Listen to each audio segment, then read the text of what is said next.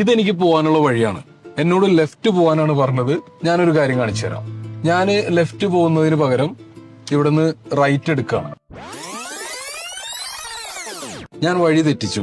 അതായത് 19 മിനിറ്റ് ഉണ്ടായിരുന്നത് ഇപ്പോ 20 മിനിറ്റാണ് കാണിക്കുന്നത്. അപ്പൊ ഈ വഴി കാണിച്ചു തന്ന ഗൂഗിള് ഞാൻ വഴി തെറ്റിച്ചതിന്റെ പേരിൽ എന്നെ ചീത്ത വിളിക്കുകയോ ഇതിൽ നോട്ടിഫിക്കേഷൻ ഒന്നും വന്നില്ല.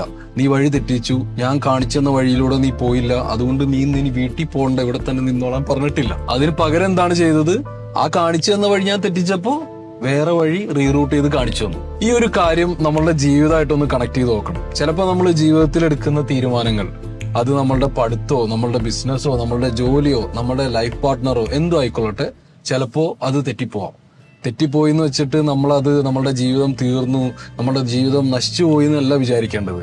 അടുത്ത വഴി തേടിപ്പോവാം. ചിലപ്പോ എന്തെങ്കിലും നല്ലതിനായിരിക്കും നമുക്ക് വഴി തെറ്റിയത്.